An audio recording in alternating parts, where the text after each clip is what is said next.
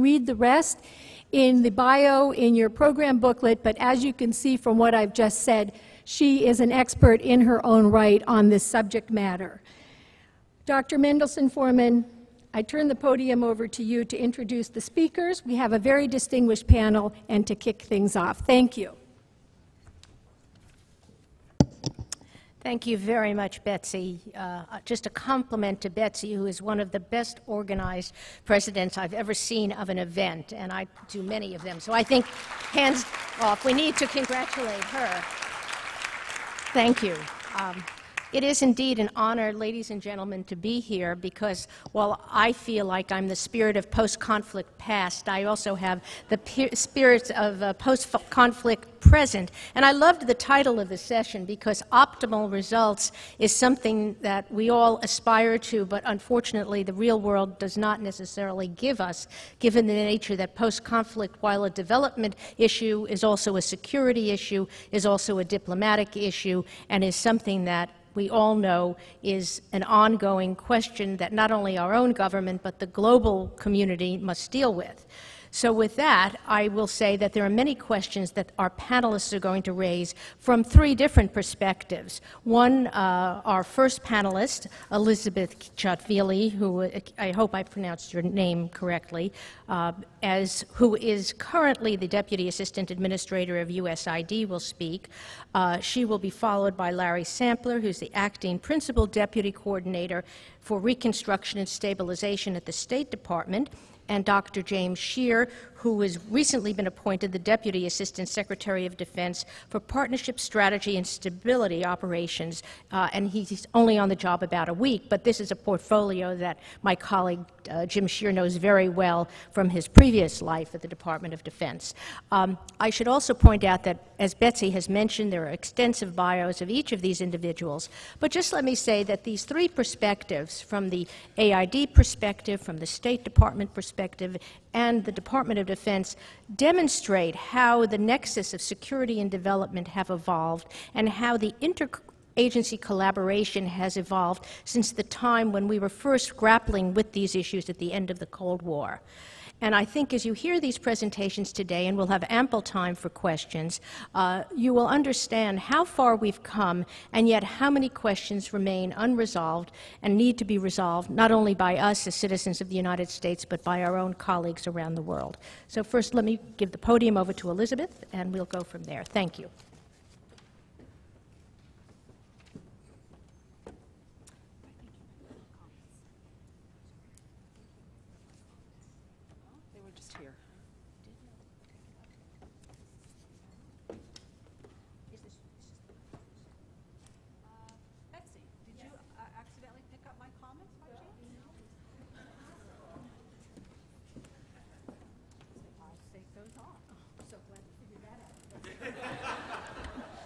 You're welcome to present in my place. Thank you, Johanna, and good afternoon, everyone. I'm honored today to speak before the Society for International Development, and looking out among the crowd, I see many colleagues and old friends. I appreciate the breadth of the collective experience represented in the room today. This community of practice represents enormous development wisdom and operational insight on the challenges we as development actors are facing in today's increasingly complicated world. I hope my few comments will challenge us to think beyond our comfort level and to press us just a little bit to be a little bit bolder in our thinking. All of our organizations are facing a daunting array of interconnected problems: the global financial crisis, alarming food insecurity, weakened states with little capacity to govern themselves, violent threats from conflict entrepreneurs, all of which infinitely complicate the development challenge we collectively seek to address. In the face of these challenges, we as development actors must become better prepared to adapt and respond. We must fundamentally reconsider and ultimately transform our traditional ways of engaging these difficult problems and their daily manifestations. Many here in Washington have named a more thoughtful approach, a transformed or integrated approach, smart power, a term which has come to signify the appropriate harmonization between hard military and soft civilian power tools and resources. Understanding smart power has pushed us to re-examine our foreign policy tools and consider how best to update them for the 21st century. The creation of SCRS and the Civilian Response Corps are manifestations of some of these valuable new tools, as is, I hope, the continuing revitalization of my own agency. What I'd like to focus on today, however, is not the architecture of this approach, leaving that for my colleagues and the Q&A later on, but rather the philosophical orientation behind our soft power approach. In other words, smart development practices in R&S environments. There is considerable discussion in Washington on critical structural reforms USAID must undertake to become a transformed development agency and a faster, more responsive interagency partner, flexible enough to link short and long-term responses based on adequate analysis of these complex situations. Many of you are leading these discussions, and your contributions to the debate on what will make USAID the standard bearer for U.S. government development implementation is indeed welcomed. The reforms being discussed are absolutely essential and long overdue. Perhaps an equally challenging consideration, however, is how to build new partnerships and achieve impact in complex or post-conflict environments. In this regard, I'm standing in the shadow of many intellectual giants who have broken critical ground in considering how to fix failed states, while pursuing new modalities of development assistance in general and specifically in R&S situations. I'm grateful for the work of Ashraf Ghani and Claire Lockhart of the Institute of State Effectiveness, whose new book, Fixing Failed States, argues for a reorientation in donor practice in building effective, capable states. They outline core state functions and then explore pragmatic ways for implementing the goal and functions of capable states. Many of the best practices they articulate should, in my humble opinion, be adopted by development actors, and I'll highlight in a moment which ones resonate most deeply with me. I think it was Ashraf who once lectured me by saying USAID is using 20th century practices to address 21st century problems. Their book, in addition to my own personal experience working in many fragile or conflict environments, crystallized for me USAID's own mixed experiences in state building. It's clear in all contexts, not just in R&S environments, that USAID and other donors need to stop trying to be in the lead. We must move away from practices which, albeit inadvertently, cultivate aid dependency and which continuously project and then seek to build Western-centric approaches or institutions on top of culturally distinct practices and orientations. In fact, we must now contend with the backlash against globalization in many of the countries in which we work. To quote from The Accidental Gorilla by my friend David Kilcullen, quote, "Traditional societies have experienced the effects of globalization on deeply held social, cultural, and religious identities, sparking violent antagonism to Western-led modernization and its preeminent symbol, the perceived U.S. cultural and economic imperialism," unquote. Perhaps not having learned from our experiences in many countries, especially in weak, conflict-affected states, we, in a very well-intentioned manner, see ourselves as coming to the rescue. So often the political imperatives of a response to a state in crisis push us as donors to default to doing things for the host country, pushing our own ideas of institution building, bypassing in some countries host nation budgetary processes because of lack of capacity or corruption. Each of these choices undercuts our ultimate success in partnering to build stronger, more effective, and legitimate states. So if we hold ourselves to a higher standard of not continuing to repeat some of the mistakes of state building in the past, how should we chart a development and R&S approach for the 21st century using this century's best practices? I'll use my remaining time to highlight 3 critical themes to reorient our soft power approach to development assistance in R&S situations to avoid repeating the same mistakes in the future. 1, building new partnerships among the donor community and with host nation communities and governments, characterized by joint responsibility, mutual accountability, and local ownership, as codified in the Paris Declaration. 2, indigenization or alignment, as called for in the Paris Declaration, a recognition and commitment to stop projecting in every case our norms and systems in favor of support for more locally adapted models and approaches to community development. And 3, a new orientation toward and true commitment to capacity building, especially in environments where we as donors are tempted to act for the government or to default to a do-it-for-them approach. Use these 3 principles as a general framework for how we need to operate where circumstances permit. Partnership model. I know that the imperatives of cultivating new and different partnerships and seeking meaningful local ownership is quite clear to this audience.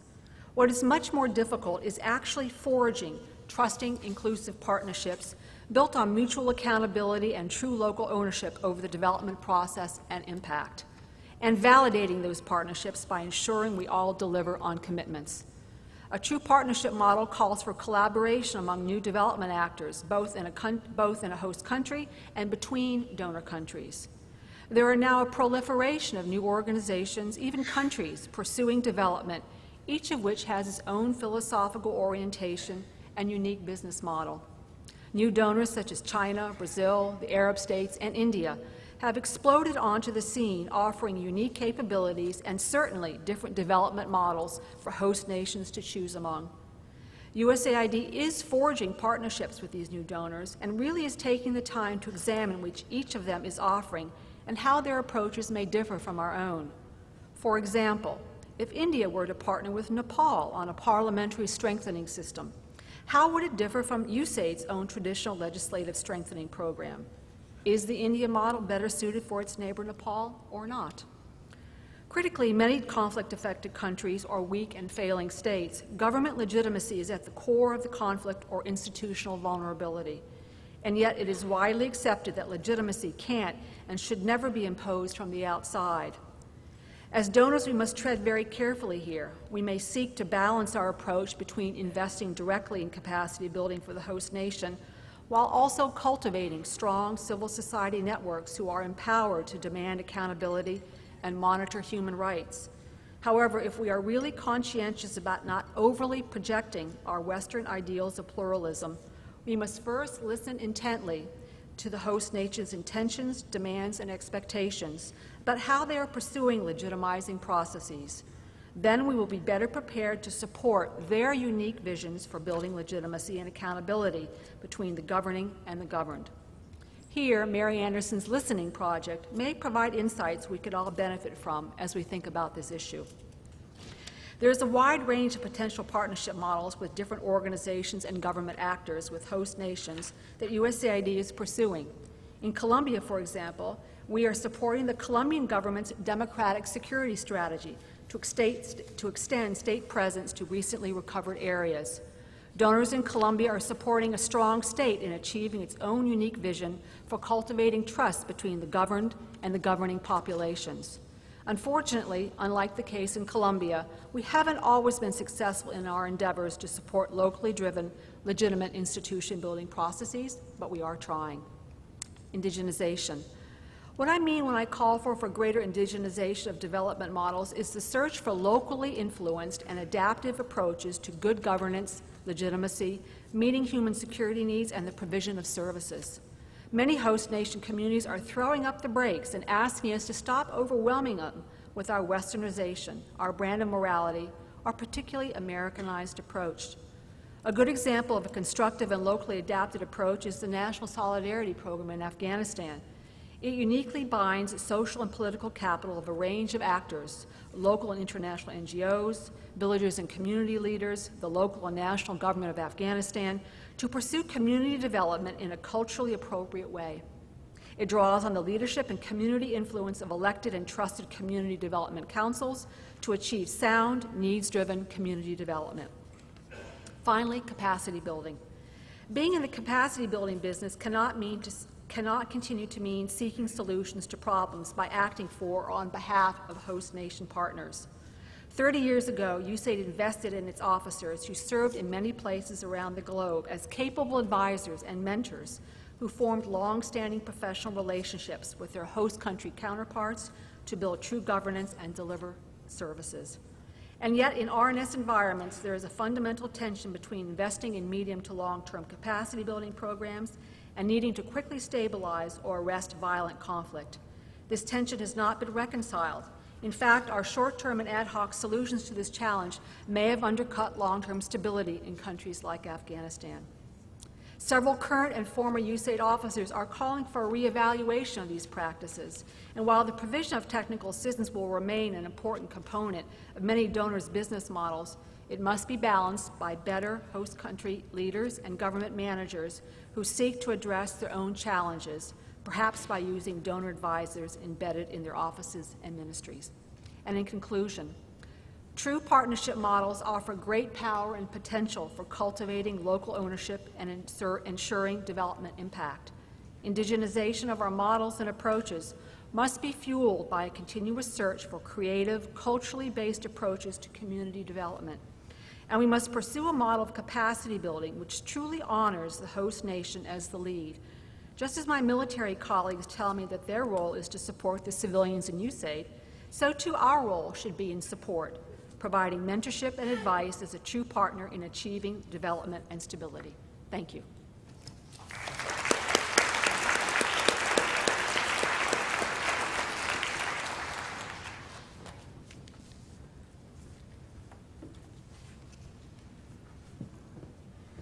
Thanks, Zach. I am going to use PowerPoint.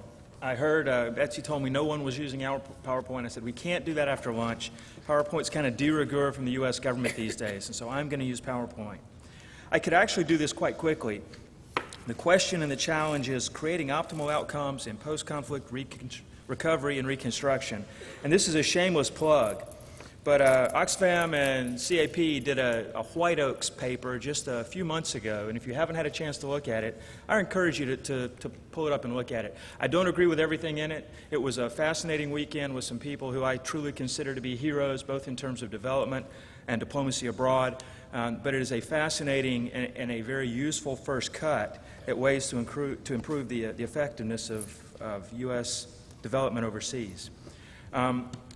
I do appreciate the opportunity to be here. It's a humbling experience, and if my wife were here, she would say you should be humbled to be in this crowd. And I have to start out by saying that my opinions are only my own. I do represent my office at the Department of State, the Office of the Coordinator for Reconstruction and Stabilization. But the things that I'm going to say today, I intend to be a little bit more provocative than perhaps my boss would have me be, and to do it in 12 minutes. Zach, would you do the next slide, please? I always owe you an outline. I'm going to just cover 6 points. In a setting like this one, with this many incredibly talented and experienced people, there's in my opinion, a tendency to overthink things. And so I'm going to play the dumb guy at the party and focus on some kind of low-level, not so important issues that, given enough examination, become maybe more important than we originally thought. I will throw a few grenades on the table, some Quixotic tilting at sacred windmills to mix metaphors, and I hope that during the question and answers we'll pick some of that up. Throw them that way. I'm sorry? Throw them that way, not yeah, throw them that way. I noticed on the program for this reconstruction and recovery. My office is reconstruction and stabilization. Now, if I were, as we in the government tend to be, paranoid, I would think you did that on purpose. You don't want to do stabilization. You want to focus and skip straight to the recovery part because that's where your true passion lies and that's where your expertise is. And there are probably budgetary consequences of this omission of stabilization. I did just come from a conference similar to this in Paris where we argued for about an hour whether or not they were correct to call it stabilization and reconstruction or we were correct to call it reconstruction and stabilization. This is true. Truth is stranger than fiction sometime. Zach, next slide. Let me just start by hitting the nature of the intervention.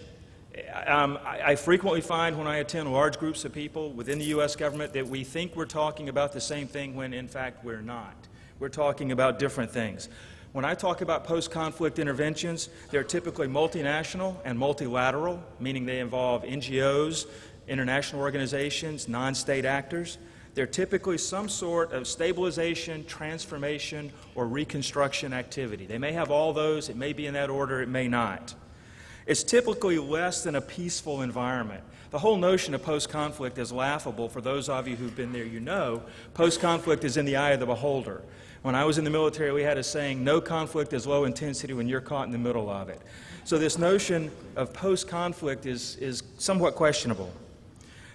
There are typically some sort of constraints that have to do with the security of our international and domestic partners. It may be an international military force, it may be a domestic security force, but there's some sort of international or domestic security presence that we have to work with. I included a quote from the Devil's Dictionary, which I think is actually more accurate than not, about the notion of the alliances and the peace that we're seeking. Devil's Dictionary, for those of you who can't read it, is the period in international politics is the union of two thieves who have their hands so deeply in each other's pockets they can't possibly plunder a third party. And peace is defined in the dictionary as a period of cheating between two periods of fighting, which unfortunately I think is more true than not. Zach? I use this slide a lot, and I apologize if some of you have seen it before, but it's my first challenge with respect to how we can optimize our outcomes. If you look at this slide, and if I asked you to write down on a piece of paper what you see, I would get 2 or 3 different answers. And in fact, I've used this slide for probably 3 or 4 years, and only a few months ago did somebody point out to me, not only is there a beautiful young maiden and what they call the old crone, but there's also a Scotsman with a mustache there. Now, being a healthy heterosexual male, I block out the Scotsman. I don't like all that facial hair. But you can see any of the 3, but the nature of a gestalt, I'm told, is that you can never see all 3 at once. And as we move into more sophistication and more capacity building of our own ability to optimize our outcomes, one of the things that we as policymakers and we as practitioners have to be able to do is move from a gestalt where you can only see one perspective at a time to a sort of a paradigm. Whereas Dr. Slaughter was talking about, through evidentiary and science-based thinking, we can evaluate multiple different perspectives at the same time. Zach, next slide. This one is another slide that I use, and I think it's a slightly different problem that we face in terms of maximizing our outcomes. You perhaps know the parable of the 6 blind men describing an elephant. It's a continent of India story. 6 blind men, each speaking a different language, are tasked to describe an elephant. Each one of them describes their piece of the elephant in their native tongue, and they do it correctly, and they do it superbly, and in some cases poetically. But the point here is each of them, though correct, none of them are sufficient. And what's actually missing is the interlocutor who speaks all 6 languages and who can integrate the 6 necessary but not sufficient definitions into a holistic perspective. And I hope we'll talk more about common operating perspectives and common vision, unity of effort. Those are some of the things that I think are necessary if we're truly going to optimize our outcomes. Next slide. Hit it again, if you don't mind. This slide is going to build, and the point of this one, I use this one when I talk to UN audiences. What we think is an optimal outcome depends on who we are. You're looking at a set of swing sets that are building under a tree, and the big slide is telling you what each of the different actors thought they were asking for. Was it a simple swing set? What the NGOs prefer, which is nothing at all perhaps? What the contractor wanted to provide? What the field had actually requested? This slide is not meant to be merely entertaining. It's meant to keep you awake after lunch. But it's also meant to point out that what we see depends on where we sit. If you are a congressional staffer, if you're on the staff of one of the appropriating committees, your perspective of a particular program in a particular country is different than if you're the person in the field who's actually trying to execute that program. Next slide. Hit it one more time. This one, I think, highlights that point specifically. Metrics are enormously important. Dr. Slaughter spoke, and here's where I somewhat disagree with the notion of science-based or evidence-based metrics in decision-making. How do you impose evidence-based metrics on conflict prevention? You can't. It's epistemologically not possible to prove you prevented a conflict. You can accumulate anecdotes, but how do you prove that you prevented a conflict? How do you impose these kinds of metrics on a program like American Libraries or the Fulbright Scholarship Program, where the value of those programs is evidenced over decades, not months and not even years, but decades? So I have a problem when we talk, and I understand the tension. There's a need to be accountable to the American taxpayers. And to the voters who vote for the politicians who in turn fund our projects. But we also need to constantly push back against this attempt to overly muscularize and overly create metrics that are overly quantifiable and scientific. Next slide. These are 2 points, and I think they're about the last 2 that I'll make. I tell people frequently pronouns are important, and that's what do we mean by we? This is relevant both inside agencies, where within USAID, those of you who know the agency know that the bureau you're talking to may not be in necessarily the best of graces with other bureaus. It's also relevant among the interagency.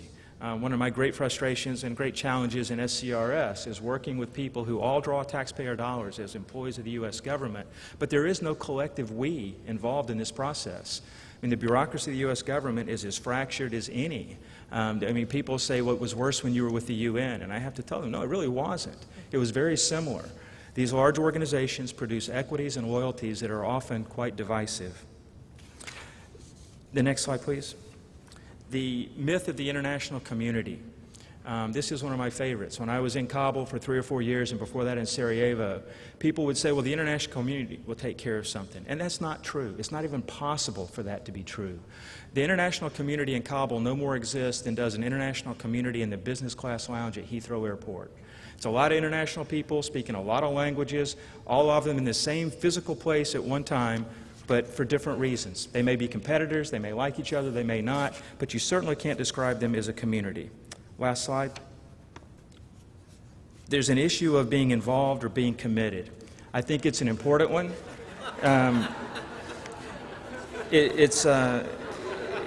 For those who can't see the slide, when you have bacon and eggs for breakfast, the pig is committed, the chicken's just involved.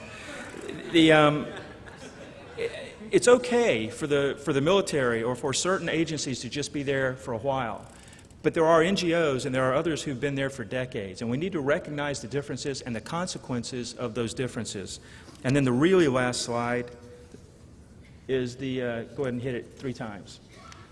These are my solutions, and it's just 3 small ones. There's dozens, and I hope we'll talk during Q&A about them. How can we define who the actors are and establish responsible roles among them?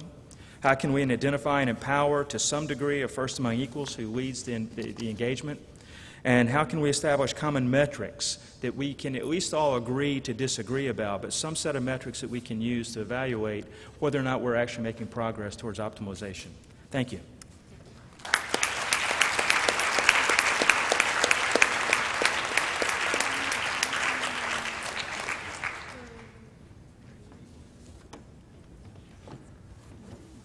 Thank you very much, colleagues, and to SID colleagues and some new friends. I'm delighted to be here. As you know, my name is Jim Shear, and I just want to say at the very outset, this may be the first time in history that the State Department colleague has shown up with PowerPoint and the Defense Department colleague is bereft of PowerPoint. So you're covered, and maybe there's a capacity building issue there. Anyway, it's a great pleasure for me to be here to join with my good friend Johanna Mendelson Forman and my colleagues Larry Sampler and Elizabeth Katashvili for this panel this afternoon. As you've heard from Johanna, I'm a newbie here. I've been in office exactly for 1 week. And as a consequence, I don't think you'll be too surprised when I say that I'm not here to preach or pronounce on policy, but perhaps I can offer some personal views, and I'm speaking